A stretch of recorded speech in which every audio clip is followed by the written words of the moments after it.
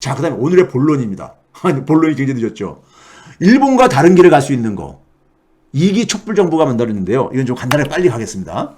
자, 제가 이걸 왜 얘기하냐면요. 일본이 잃어버린 30년 겪고 있는 이유가 뭐냐면요. 제조업 함정에 빠진 거예요. 제조업의 의존도가 굉장히 높은데 그 제조업 경쟁력을 믿고서는 90년대를 시간을 낭비했어요. 10년을요. 그리고 90년대 말부터 창조산업 육성을 합니다. 제가 일본 경제 얘기할 때 이거 소개한 건데 근데 창조산업 육성의 결과가 처참하게 실패했어요. 창조산업을 제조업처럼 접근하다 보니까 창조산업이 철저하게 실패했습니다. 여기 보게 되면 매출액, 고용, 기업체 숫자에서 창조산업은 다 마이너스, 빨간색으로 마이너스 행진하잖아요. 예? 마이너스 행진하죠. 철저하게 실패해요. 만약에 이게 성공했으면요, 일본의 산업재편이 성공한 거고, 그랬으면 일본은 지금 뭐냐면은, 이렇게 되니까 무슨 이 소위 말해서 그러니까 아베노믹스 필요 없이 일본 경제는 그렇게 다시 살아났을 겁니다. 근데 이게 실패했기 때문에 일본 경제가 저렇게 지금 늪에서 못 빠져나오는 거예요. 돈을 아무리 풀어도 뭐냐면은 이 그 제조업을 대신할 수 있는 새로운 산업이 안 만들어서 그런 거예요. 산업재편에 실패했기 때문에 그런 겁니다. 산업재편에요. 저는 우리나라도 그러니까는 제조업에 대한 의존도가 굉장히 높고 수출 의존도가 굉장히 높고, 예? 그런 상황 속에서 일본보다 경제 규모는 작고 한 상황 속에서 일본과 같은 그러니까 길을 갈까봐 굉장히 제가 평생을 고민한 부분이 이 부분입니다. 이 부분이었었어요. 그런데 자, 일본과 차이가 만들어지고 있어요.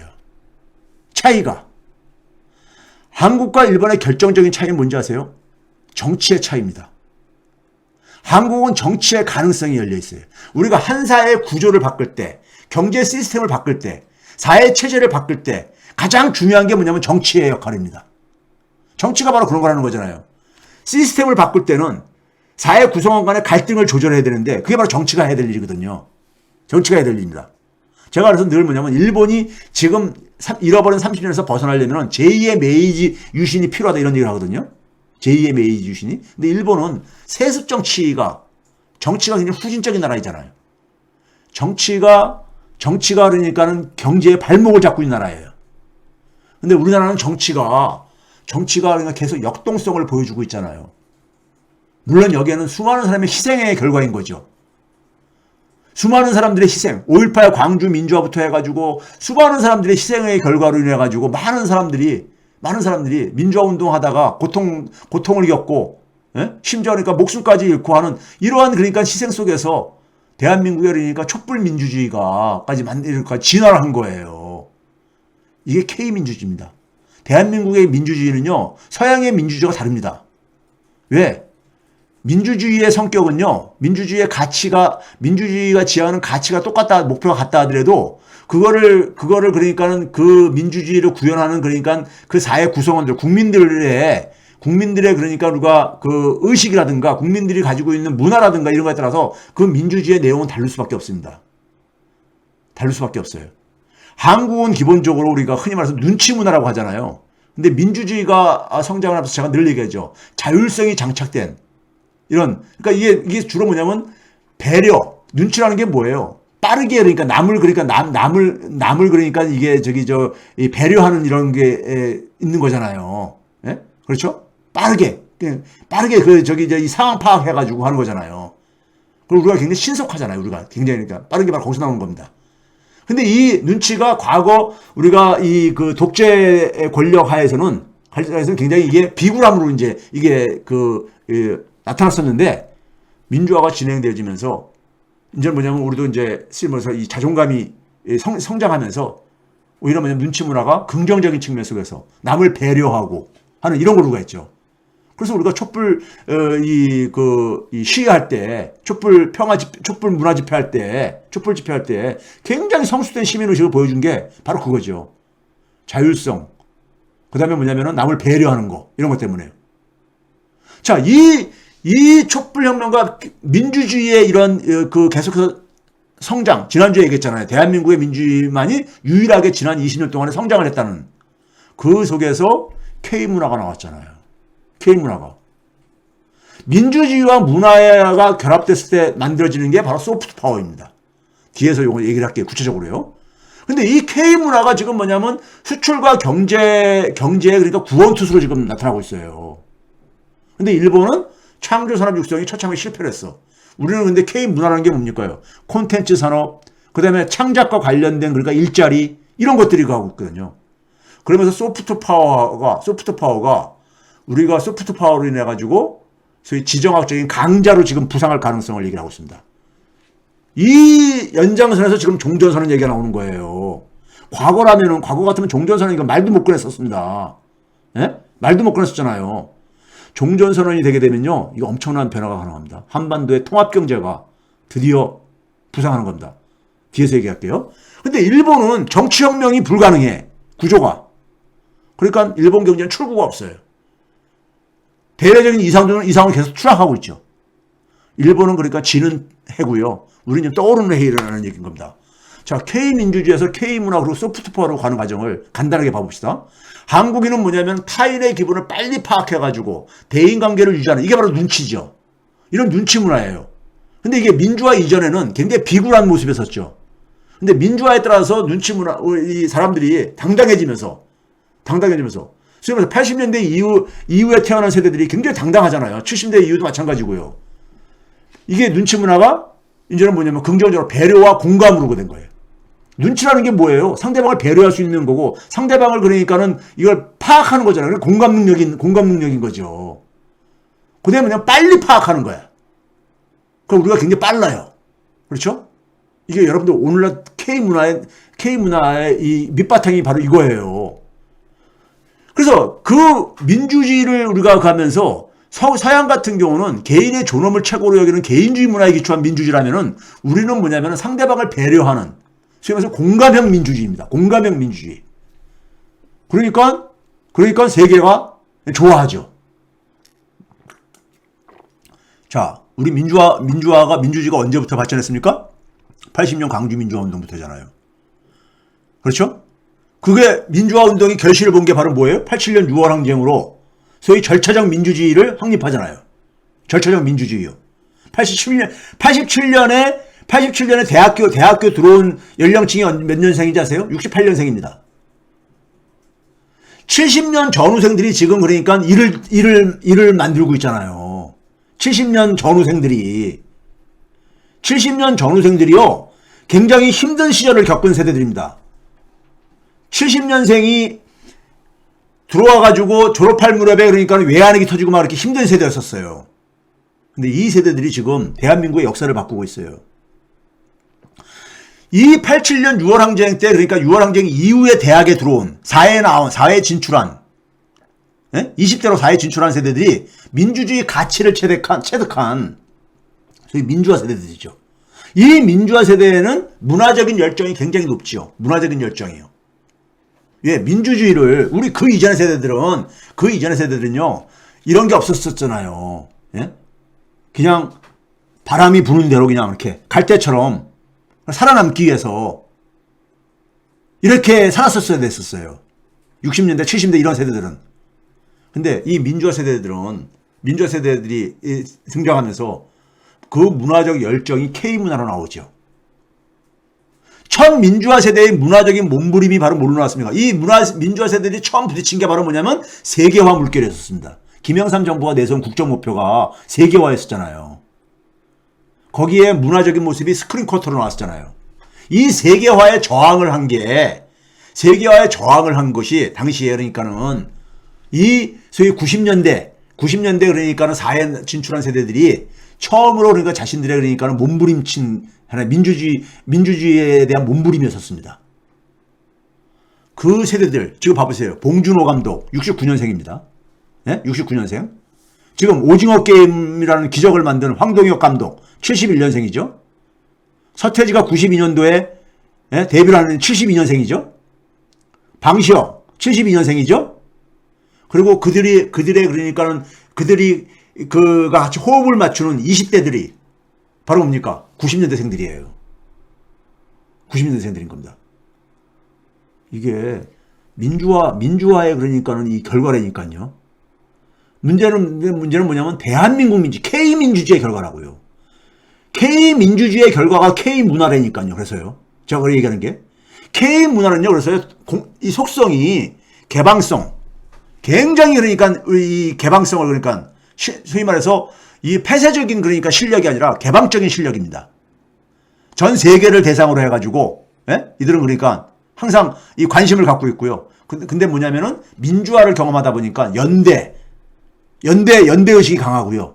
그러면서 뭐냐면은 누구한테 통제받는 걸 굉장히 싫어하죠. 강제 이런 거 싫어합니다. 자율성.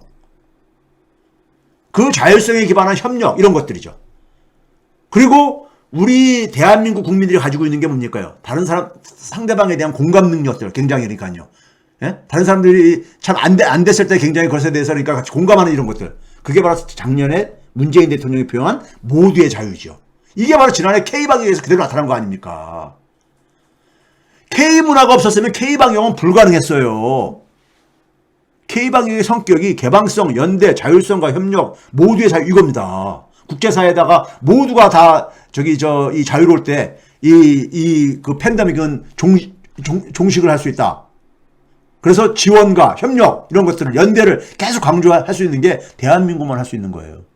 다른 나라 전통적인 선진 국가들은 자기 발등에 떨어진 불고기에서 막 그랬었잖아요. 예?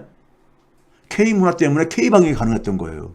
국민들의 그러니까는 사회적인 그러니까 자발적인 참여와 협력 없이 K방역이 가능했냐고요. 예? K문화 때문에 가능했던 거예요. K문화는 K민주주의 때문에 가능했던 거고요.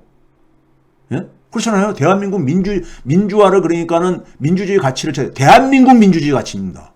대한민국이라는 환경에서 대한민국이 이룩한 민주주의하고요. 미국이나 영국 사람들이 이룩한 민주주의는 틀리잖아요. 문화도 틀리고요. 이 차이를 이해하셔야 됩니다. 대한민국 민주주의의 차이를 이해하셔야 돼요. 그래야지만이 K문화를 이해할 수 있습니다. 예? 자, 한국의 대신용다가 최근에 그러니까 여러분들 국제금융시장에서 채권 거래하는 것보다도 더 낮게 그러니까 유지가 되는 게 가상금리가 낮게 유지되는 이유가 왜 그렇습니까? 대한민국의 이 대외적인 이미지 개선이에요. 지금요. 이게 다 예? 이미지 개선입니다. 자, 우리가 지난 10월 10일에 그러니까 우리가 영국의 그러니까 일간지 더 타임즈라는 이 언론 있잖아요. 거기에 뭐라고 나왔습니까? 일면에 한류 해가지고 한국의 문화가 어떻게 세계를 정복했는가. 그러면서 뭐냐면 저는 이 말에 You are all K-fans now. 우리는 모두 이제 그러니까는 K-fan, 한국의 팬이 됐다 이거잖아요. 지금 무슨 얘기냐면 한국의 문화를 전 세계가 사랑한다고 고백을 한 거예요. 한국의 문화를 사랑한다고 고백을 한 거라고요. 예? 어떻게 한국의 문화를 세계가 사랑하게 만들었냐 이거예요. 예? 그러면서 그 힘이 뭘 가고 있냐? 소프트 파워를 그러니까 업그레이드 시키고 있다고 얘기를 하고 있잖아요, 지금요. 블룸버그 통신에서 한국의 문화가 소프트 파워를 높이고 있고, 그게 한국의 경제를 그러니까 바꾸고 있다 이거예요. 한국의 경제를. 그래서 뭐냐면, 컨텐츠 산업이 그러니까 주요 수출 산업으로 등장하고 있고, 그 다음에 창작과 관련된 그러니까는 이 일자리가, 지금 일자리 만드는 데를 주도하고 있다 이거예요. 일본이 정책적으로 그러니까 창조 산업을 그렇게 육성하려고 했던 것을 했다가 처참하게 실패한 거를 우리는 지금 그러니까 이것을 아주 스무스하게 지금 넘어가고 있는 거예요. 일본이 그러니까 온 정부가 그러니까는 힘을 투입해가지고 창조 산업 육성을 하려고 했다가 십몇 년 만에 그러니까는 백기 들고서는 처참하게 실패하고 나서 포기한 것을 우리는 지금 달성하고 있는 거예요. 그래서 10월 14일자에 포린 어페어즈라고 미국 예교협회에 그러니까 우리가 나오는 격월관지죠. 예? 여기에 그러니까 우리가 수미 이분이 한국 태생으로 알고 있어요. 근데 이분이 CIA 임원이자 그다음에 미국의 보수 성향의 국제전략연구소라고 유명한 데 있습니다. CSIS라고 우리가 줄여서 얘기하는데 여기에 이제 그러니까는 지금 선임 연구원인데 제목이 그런 거죠.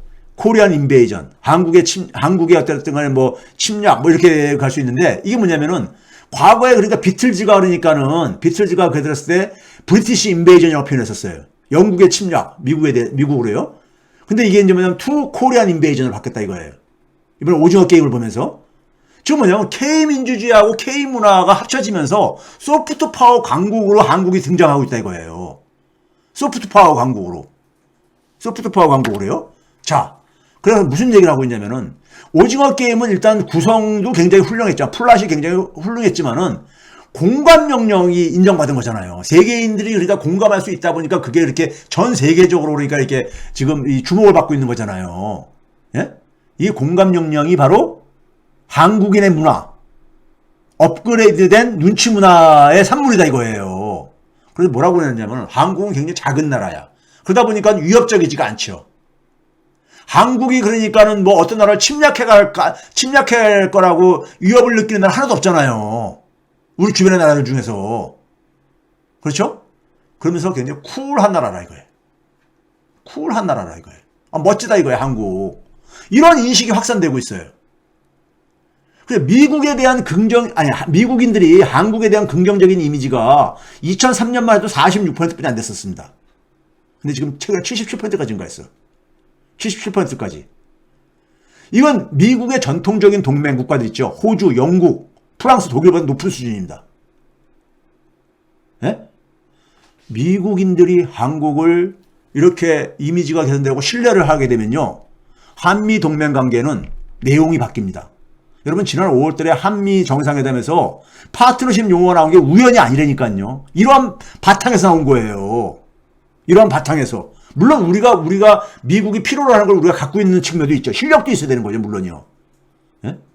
미국 사회가 대한민국에 대한 이미지가 지금 크게 바뀌고 있는 거예요. 믿을 수 있는 국가로 매력적인 국가로 바뀌고 있는 거예요. 예? 이거 굉장히 중요한 의미입니다. 그럼 한반도에 있어서 미국이 한국을 믿는 거하고 믿지 못하는 거하고 이건 엄청난 차이입니다. 믿으면은 그러니까는 지금 최근에 우리가 그래서 종전선언이 그래서 이게 지금 이게 빠르게 지금 이게 분위기가 진전되는 이유가 그래서 그런 거예요. 믿으니까 문재인 대통령을 믿고 대한민국 국민들을 믿고 그러니까는 대한민국 국민들이 보니까는 자기들하고 자기들이 좋아하는 거하고 별 차이도 없고 그리고 아주 굉장히 멋진 국민들이야. 예? 그래서 대한민국이 과거에 중국이나 일본의 문화의 지배를 받았었는데 거기서 벗어나고 있다고 얘기를 하고 있어요. 그래서 글로벌 세계, 글로벌 소프트 파워를 부상하고 있다고 미국 사회 전문가들이 이렇게 진단하고 있다니까요. 예? 그래서 무슨 얘기까지 하고 있냐면 한국이 굉장히 빠르게 고령화가 되고 있고 그래서 노동력 감소가 이렇게 직면하고 있는데 청년들이 예술적이고 창의적인 일자리를 이게 관심이 많은 한국의 청년들은 이쪽에 관심이 많다 이거예요. 예술적이고 창의적인 일자리에 이걸로 극복 가능성을 지금 보여주고 있다는 거예요. 예? 고령화하고 노동력 감소 문제를. 예? 심지어 미국의 플랫폼 사업 모델에 구원자 역할을 주고 앉았잖아요. 그 국제 정치에서 지금 뭐냐면 미국이 혼자 힘으로 해결할 수 있는 게 아무것도 없어요. 아프가니스탄에서 도망 나오듯이 철군했듯이. 예? 그런데 지금 동북아에서 전 세계에서 아주 매력적인 국가로 굉장히 소프트 파워의 강자로 대한민국이 부상하고 있는 거야. 그 대한민국의 손을 안 잡을 수가 없는 거죠. 여러분들 80년대 서구 문화가 수출되어지면서 소 연방이 해체됐잖아요. 소 연방 이 블록이 해체됐잖아요. 그래서 냉전에서 승리를 하고 그게 베를린 장벽을 붕괴시켰잖아요. 한국의 소프트 파워를 때문에 북한이 지금 이걸 뭐라고 표현하고 있냐면 남풍이라고 표현합니다. 우리 북풍 얘기잖아, 북풍. 선거 때문에 북풍으로 장난친다고. 예? 국힘당이나 이런 쪽에서요. 근데 지금 북한이 남풍을 걱정한다고요. 남풍을. 예? 이건 뭐냐면 무기가 아니라 이 소위 말해서 문화라는 것이 이게 그러니까 소리 소문 없이 쭉 흘러 들어와가지고 들어온다 이거예요. 자, 종전선언이 나오게 되면요. 엄청난 혁명적인 일이 벌어질 수 있습니다. 우리 비무장지대 있잖아요. 비무장지대에다가 공동의 문화 지역을 조성할 수가 있습니다. 지금 여러분들 이건 이 국내에도 많이 뉴스가 나왔으니까 아실 거예요. 봉쇄 풀린 런던에 한국 열풍이 불고 있는 거. 예? 코로나19도 한류를 못 막을 정도로. 이게 지금 뭐냐면 포일스라는 저 서점에 한국의 골룡포를 이렇게 그러니까 이게 홍보물로 이렇게 해놓고 있는 모습인 거고요. 오징어 게임 때문에 봉제 공장 미싱이 돌아가고 있는 거잖아요. 예? 왜? 추리닝 주문이 막 밀려가지고요. 우리 봉제 공장 사업, 이 사양 사업이 있었어요. 얼마 전까지요. 자, 지금요, 종전선언 얘기 나오고 있죠. 종전선언 처음 이게 나온 게 올해 5월 달입니다. 올해 5월 달에 브래드 셔먼이라고 미국의 민주당 의원 있잖아요. 하원 의원이요. 이분이 굉장히 그러니까 뭐냐면은 그 하원 그러니까 이 외교위원회 그러니까 굉장히 이제 핵심 멤버죠. 이 사람이 지난번에 그러니까 5월 달에 한반도 그러니까는 평화 이 법안을 발의를 했죠. 그래서 거기서 뭐냐면은 이 진지하고 아주 그러니까 그다음에 긴급히 뭐냐면 외교적인 그러니까는 이 관여를 해야 된다. 이 평화 협정을 그러니까는 이 만들어내기 위해서 그리고 한국 전쟁을 그러니까 종식시키기 위해서. 예? 한국 전쟁이 그러니까 공식적인 그러니까 중단을 해서 이게 5월 달에 있었잖아요. 5월 20일이 이게 뭐냐면요. 한미 정상회담이 있기 바로 직전이에요. 예? 이 사람은 바이든 행정부에 깊숙이 그러니까 관여되고 있는 사람이에요. 예? 바이든 행정부가 더군다나 미국 하원의 그러니까 예교 핵심 멤버가 이런 법안을 했었단 말이에요. 예? 그 상은 문재인 대통령이 그러니까 미국이 그러니까 반응도 안 할 것 같은데 그걸 할 것 같아요? 유엔 연설에서요? 그러고 나서 유엔에서 그러니까 문재인 대통령이 종전선언에 협조를 요청을 한 거잖아요. 다 분위기 이렇게 만들어 놓고요. 예? 만들어 놓고. 지금 그래가지고 미국이 뭐냐면은 종전선언 공식적으로 논의를 시작했다고 지금 뭐 문안 정리하러 지금 그러고 있잖아요. 그렇죠? 지금 굉장히 지금 있잖아요. 엄청난 일이 지금 전개되고 있는 겁니다. 자, 지금 우리나라 지금 상황을 한번 봐봅시다. 우리나라 상황을 보게 되면 지방 소멸, 인구 감소, 이게 다 뭐와 관련되냐면 청년들의 문제와 관련되어 있습니다. 청년들이 지방을 떠나잖아요. 청년들이 결혼을 안 하잖아요. 그래서 인구 감소 문제 생기는 거잖아요. 청년들이 왜 그런 거예요? 청년들이 일자리가 없어서 그런 거잖아요. 일거리가요. 왜 그런 거예요? 대한민국의 산업이 그러니까는 산업 재편이 그러니까 안 일어나고 있기 때문에 그러잖아요.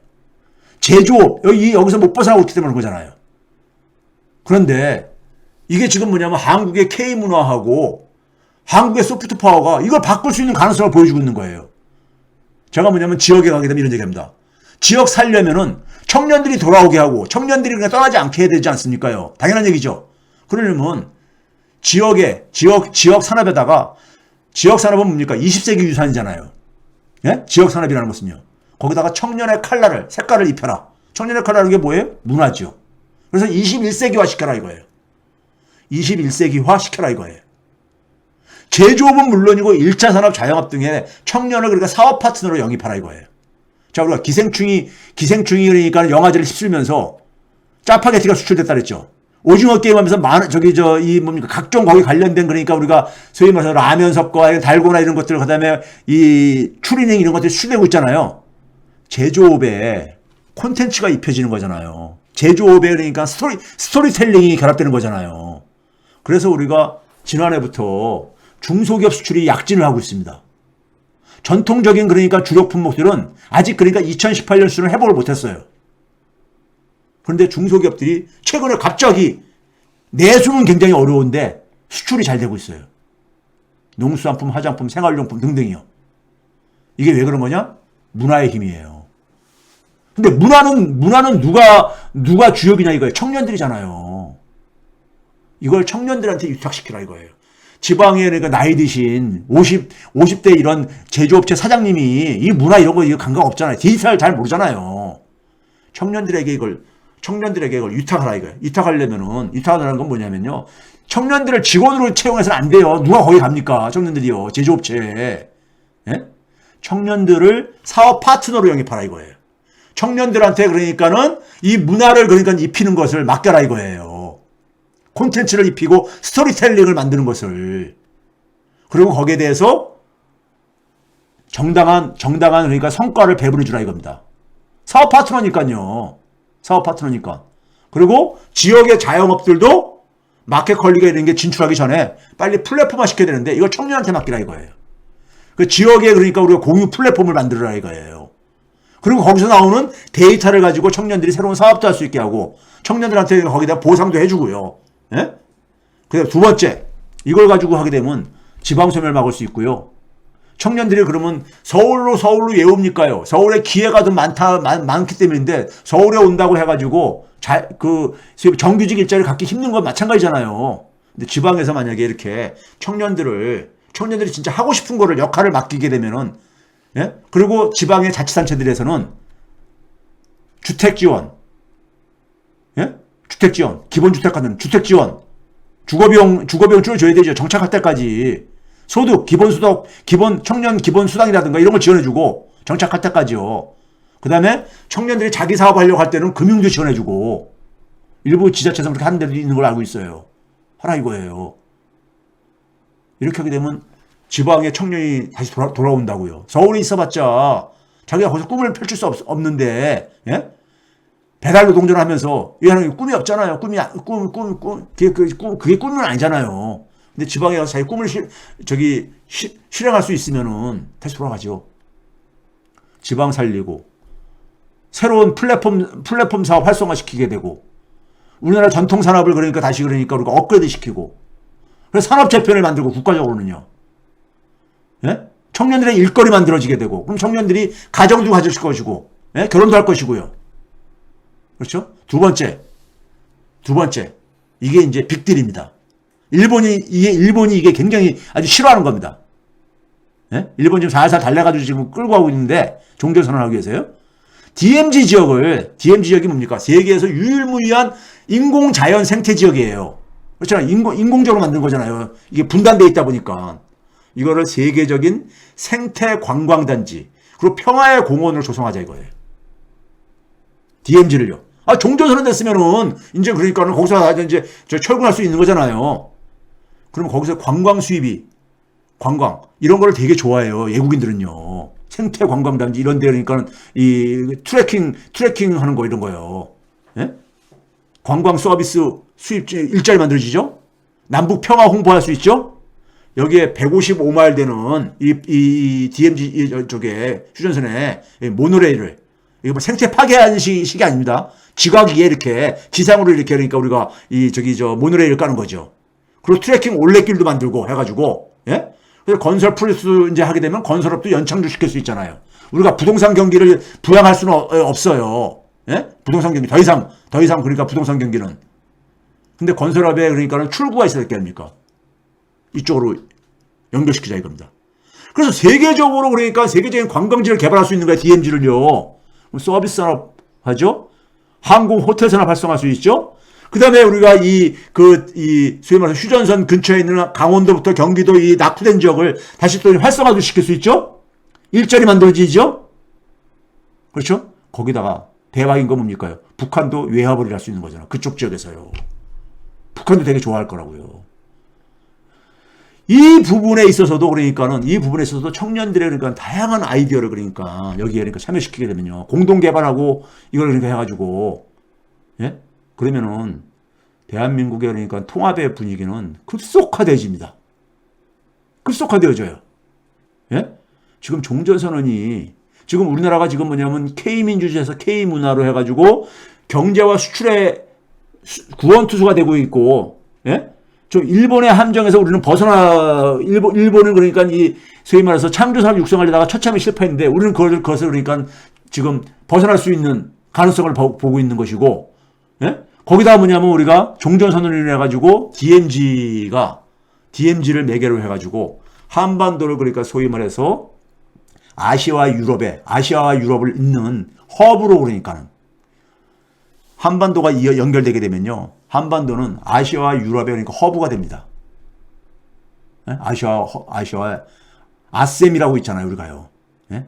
허브가 됩니다. 예?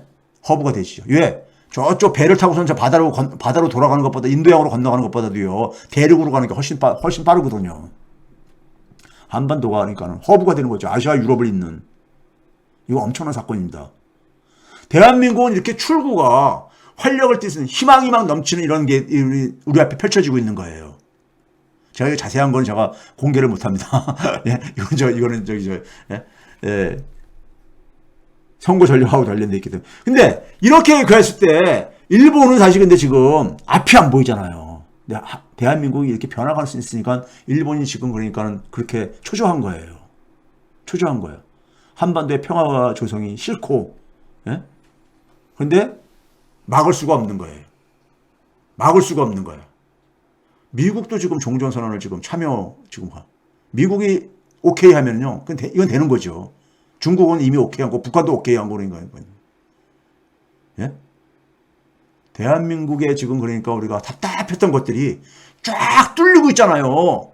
답답했던 것들이요. 예? 답답했던 것들이 동시에 지금 다 같이 뚫리고 있잖아요. 그 출발점이 뭐냐?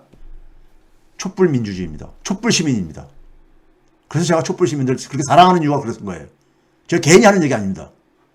촛불 시민을 제가 그렇게 사랑하는 이유가 있어요. 대한민국의 힘은요, K민주주의입니다. 거기서 K문화가 나오고 소프트 파워 강국으로 지금 등장하는 거예요. 이러면 얼마나 멋진 거예요. 20세기의 강자는 군사력, 경제력, 이런 하드 파워였었잖아요. 근데 대한민국은 지금 뭐냐면 세계가 사랑을 해. 대한민국 문화를 세계가 사랑을 하고, 대한민국의 그러니까 민주주의를 세계가 다 그러니까는 부러워해. 자기들 민주주의는 다 이렇게 후퇴를 하고 있는데, 위기에 빠지고 있는데, 대한민국은 그러니까 대한민국의 문화를 너무너무 사랑해. 예? 그리고 팬데믹에서도 굉장히 멋진 모습을 보여줬어. 모두가 함께 자유로워져야 된다. 이런 세계의 갈 길을 제시를 하고 있어. 예? 서로 그러니까 대한민국에 손잡자고 하는 거예요. 이거를 가로막고 있는 게 누구냐? 대한민국 내에 있는 토착 외구들이죠. 예? 소위 특권층, 과거에 그러니까 우리가 그 적폐에서 벗어나지 못하고 여전히 뭐냐면 반칙과 불공정을 가지고 특권을 그러니까 누리겠다는 시대착오적인 사람들인 거죠. 시대착오적인 사람. 예? 시대착오적인 사람들인 거죠. 그 사람들은 제가 볼 때요, 지금 그런 사고를 갖고 있는 한 무너지는 집안에 지금 앉아 있는 거예요. 바깥으로 나올 생각 안 하고. 그럼 무너지는 집에 같이 깔려서 죽을 수밖에 없습니다. 예? 시대 변화를 못 읽으면요. 예?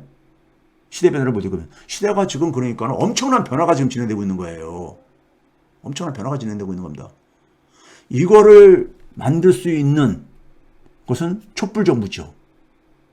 이게 만약에 국힘당으로 정권이 가게 되면 이거 다 이제 도라미 탑을 되버리는 거죠.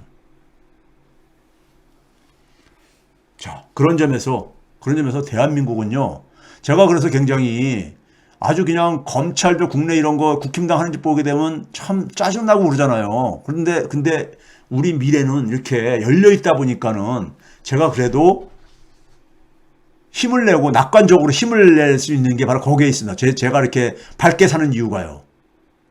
미래가 보이거든요. 제 눈에 이제 들어오기 시작했거든요. 제 눈에 들어오기 시작했어요. 이게 사실 이게 문재인 정부 이전까지만 해도 이게 안 보였어요. 이걸 어떻게 뚫어야 되는가? 예? 근데 이게 뚫리는데 참 기가 막히게 대한민국의 민주주의가 이걸 뚫고 있더라고요. 문화가 뚫고 있고, 소프트 파워가 뚫고 있고, 예? 이거를 기존의 지식인들은 잘 모릅니다. 기존의 사회과학자들은 이걸 몰라요. 이 거대한 이 변화를 지금 느끼는 사람 소수뿐이 없습니다. 소수뿐이 없어요. 그 대한민국에 대한 국제사회 속에서 대우가 지금 달라지고 있습니다. 그런데 우리 사회 속 엘리트들은 여전히 뭐냐면 국내에서는 갑질을 하면서 갑질 의식에 이게 사로잡혀 있고, 해외 나가게 되면은 열등감에 쪄들어 있는 게 우리 사회의 그러니까 엘리트층들이에요. 그런데 대한민국은 해외에서는 엄청나게 지금 그러니까 유상이 변했어요. 변하고 있습니다. 자, 그래서 우리는 일본의 길을 피할 수가 있고 21세기형 선진국으로 가장 먼저 우리가 나갈 수가 있다. 대한민국이 지금 모든 것을, 선진국이라는 건 뭐냐면요, 새로운 길을 만드는 사람이에요. 새로운 길을 만드는 사람이라고요. 예? 지금 뭐냐면은 우리가 방역에 있어서 K방역이라는 방역의 문법을 만들었듯이 새로운 걸 만드는 거예요. 예? 그걸 누가 만드냐? 소프트 파워 강국이 만들 수밖에 없죠. 소프트파워 강국이. 지금은 그러니까 군사력 이런 거 가지고 하는 나라가 아니에요. 근육으로 그러니까 근육을 자랑하는 때가 아닙니다. 예? 이건 20세기죠. 중국이 지금 그러니까는 시대착오적으로 후퇴라는 이유가 제가 중국 한번 얘기했죠. 중국은 희망이 없습니다. 일본과 마찬가지로. 우리가 중국을 이렇게 가소평가하냐 하는 사람들은 중국의 근육만 보는 거예요. 근육만 보는 겁니다. 근데 근육 가지고 그러니까는 이 문제를 해결할 수 있는 시대는 아닙니다. 자, 오늘도 시간을 제가 여러 주제를 다루다 보니까는 오랜 시간을 2시간 넘게 지금 썼습니다. 자, 제가 그렇기 때문에 대한민국은 반드시 2기 촛불 정부를 출범시켜야 됩니다. 우리 아이들이 그러니까는 참 진짜 이 길을 피고 아이들이 그러니까 자기들이 가지고 있는 꿈을 마음대로 펼치게 하려면은 2기 촛불 정부가 반드시 들어서야 됩니다. 저 윤석열 같은 사람이 하게 되면 지금 전두환 시절로 지금 다시 돌아가자는 거 아닙니까? 전두환을 지금 존경하고 앉아있잖아요. 예? 전두환을요. 쿠데타나 5.18이 없었으면 그러니까 전두환이 이제 훌륭하다고 하는 사람이잖아요. 우리가 80년대로 돌아갈 수는 없잖아요. 그렇죠? 그런 점에서 촛불 시민이 이거는 이재명이 혼자 할 수 있는 게 아닙니다. 촛불 시민이 해야 되는 거예요. 촛불 시민이 이재명 저 후보로 만들었잖아요. 촛불 시민이 그러니까 부패 정권 무너뜨렸잖아요. 예? 그래서 촛불 정부인 거고 촛불 정부의 주인은 누굽니까? 국민이죠. 여러분들인 겁니다. 제가 우리 선배들 우리 윗세대처럼 제가 화병을 안 하려는 이유가 여러분들 때 제가 그래서 여러분들 좋아하는 이유가 여러분들 덕분에 제가 살맛을 느끼는 사람입니다. 진짜요. 진짜 여러분들한테 진짜 감사드려요.